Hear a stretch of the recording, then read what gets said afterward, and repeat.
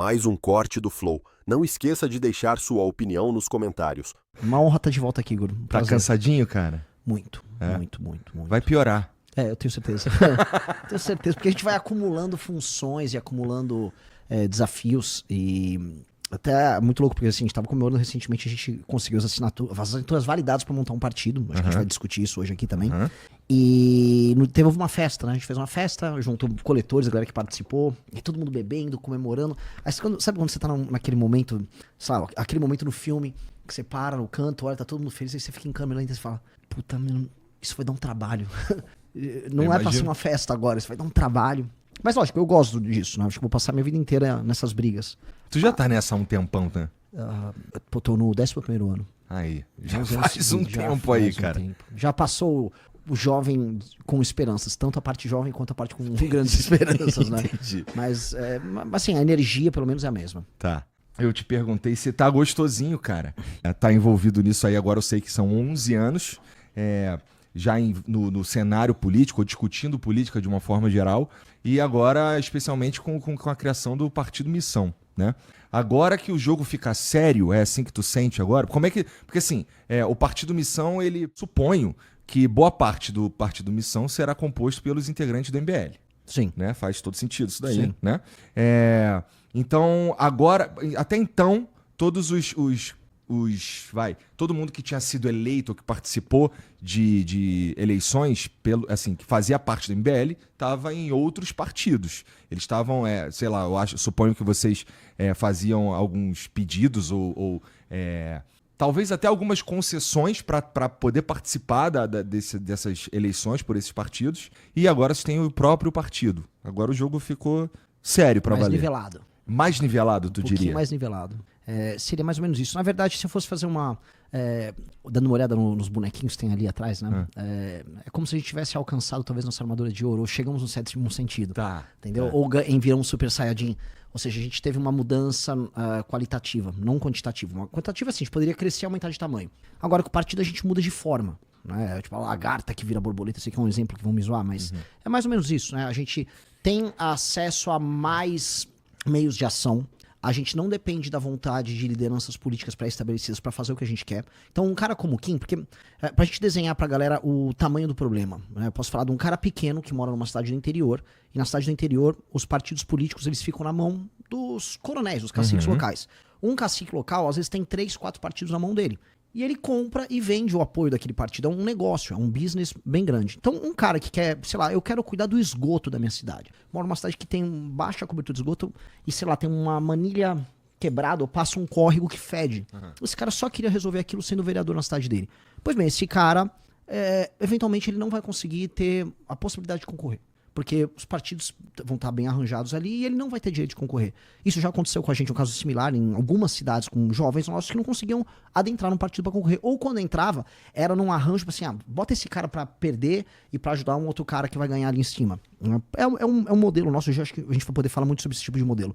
O outro caso é o no topo. O Kim Kataguiri é o deputado federal mais votado do União Brasil. Ele também foi o deputado mais votado do partido anterior que fundiu e virou União Brasil, que era o DEM. É o deputado mais destacado, se for nas redes sociais, no Twitter, por exemplo, do União Brasil, o deputado que eles mais falam Kim, porque é o único que eles vão poder ter algum tipo de orgulho, produzir alguma coisa legal. Pois bem, o Kim pleiteou, sendo o deputado federal mais votado do Brasil, desse mesmo grupo político, 2 vezes, ser candidato a prefeito na cidade de São Paulo. Ele pontuou bem, chegou a ter pesquisa que ele pontuou com mais de 10%.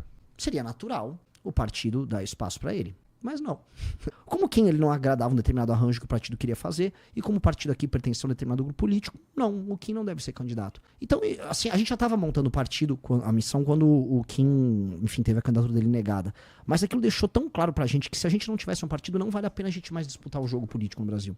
E, então, assim, pra qualquer jovem, qualquer pessoa que quer participar da política sem participar de um determinado tipo de jogo, o recado que a gente está deixando claro é nós temos a porta aberta para você, mas também o recado que a gente deixa e é para todo mundo entender, talvez a gente tenha sido o último partido que conseguiu ser formado no Brasil. Acho que as leis vão ficar ainda mais difíceis. Tem uma reforma que tá para passar no Senado que dificulta ainda mais a abertura de partido. E da forma como os partidos estão fundindo e fazendo federações, a possibilidade de uma pessoa comum participar do jogo estará cada vez mais restrita. Então a gente fala, porque não sei se não quero me estender muito, Igor, Não, mas vai lá. tá todo mundo falando, pô, o Brasil tá deixando de ser uma democracia e não sei o quê. No que eu falo, o Brasil talvez nunca tenha sido uma democracia, isso vale uma discussão boa, mas a democracia brasileira com esse sistema partidário só vai piorar. Porque do jeito que a coisa está sendo desenhada, você vai ter ainda menos partidos, ou são os mesmos caciques, as decisões no Brasil serão tomadas pelo cacique do PT, pelo Kassab, pelo Marcos Pereira, pelo Rueda e pelo Valdemar da Costa Neto. São esses 5 caras. E, enfim, esse jogo ali vai ser praticamente um jogo de cartas marcadas e a possibilidade de alteração da nossa vida vai ser pequena. Por que tu acha que... bom, primeiro, essa reforma aí, você acha que eles vão endurecer ainda mais a entrada de novos partidos e, portanto, controlar melhor quem participa das eleições de uma forma geral? Porque é isso que a gente está falando aqui, que para participar, para entrar no partido e ser um candidato, você precisa conceder algumas coisas. O partido tem que fazer parte, mais ou menos, daquelas ideias ali, ou talvez, suponho que não. Não. Acho que a única parte que é discutida é essa. Bem concreto. Ninguém liga. Pelo menos quando eu já tive conversas partidárias, nunca ouvi, esse seu programa de ideias aqui, vocês estão falando de tal agenda na parte econômica. Não existe. Os partidos só querem saber quantos votos você vai trazer e se você não vai encher o saco demais. Se você traz muito voto, eles não vão ligar se você encher muito o saco. Uhum. Então, é mais ou menos... o acordo tácito é esse. Encher o saco é o quê? É tipo votar junto com eles, não votar junto com eles? Exato. Então, se você basicamente tem uma votação boa e você tem um impacto, por exemplo, com uma boa militância e tal, você conquista uma independência, você não precisa ficar votando. Quem não é obrigado a votar de acordo com as decisões do União Brasil, nem a Amanda, nem o Guto, nem o Faustino. Eles tomam as decisões deles porque, além de ter militância, ou seja, os outros políticos eles ficam com medo de arrumar briga conosco, eles têm voto. Então, isso gera um balanço de poder. E para esses caras só interessa meio que, ele tem um voto aí. Entendi. Sabe? No fundo, para eles é sobre montar a chapa, ter voto, aumentar a possibilidade com aquele número de votos, com aquele número de cadeiras que o partido tem, de, no geral, os partidos botarem a faca num prefeito para conseguir posições, ou num governador, ou no presidente da república. Esse é um jogo. Na verdade, o que a gente chama de sistema político no Brasil é uma gincana. É uma gincana que quanto mais votos você tem, mais dinheiro você tem. E quanto mais políticos você faz, mais dinheiro você tem para colocar mais gente na gincana, que acontece de 2 em 2 anos, gincana municipal, gincana federal. E você não tem nenhum objetivo concreto de realização de grandes metas nacionais ou cumprir metas que melhoram a vida das pessoas. Isso é verdade. O objetivo é só captar mais dinheiro. Então, se você olhar, assim, é bem descritivo a forma como funciona esse sistema. Ele é um sistema que é um fim em si mesmo. E todo sistema, em geral, vivo, orgânico, que funciona como um fim em si mesmo e fica se reproduzindo sem terminar, em geral parece um câncer, né? Um câncer é mais ou menos isso. Então, na verdade, uma parte dos partidos políticos que são, em geral, do que a gente chama de centrão, eles são como se fosse um tumor que fica se espalhando. O tumor, assim, é só um monte de células se reproduzindo à toa. O que é esse monte de político que a gente não sabe o nome, que tá lá em Brasília? Como vota o João Batata, sei lá, um cara X, não tô inventando o nome dele. Sei lá, ele vota do jeito que mandarem, mas o importante é que ele vai mandar uma emenda pra base dele, e essa emenda vai pro vereador, que vai desviar um pedaço do dinheiro, esse pedaço de dinheiro desviado pra comprar voto, o prefeito também usa um pedaço, eles também fazem caixa pra campanha do João Batata, volta a ser candidato a deputado federal, ele apoia um governador, o dinheiro vai daqui, pega no meio uns cargos em outro lugar, e é uma reprodução, ninguém sabe exatamente o que tá fazendo, eles só estão reproduzindo algo, por isso que parece um câncer. Essa reforma política, ela parece boa? As reformas políticas, em geral são as reformas eleitorais. Tá. Elas, em geral, são feitas para concentração de poder nos mesmos partidos e fechamento do sistema. Eu acompanhei com maior detalhe essa reforma eleitoral, que não sei se vai passar tempo para as próximas eleições, mas eu só acompanhei muita parte, para ser bem honesto. Não é uma reforma política, é uma reforma eleitoral. Reforma eleitoral. Ela é basicamente no que eu acompanhei para montagem de partido, um fechamento do sistema para novos ingressantes.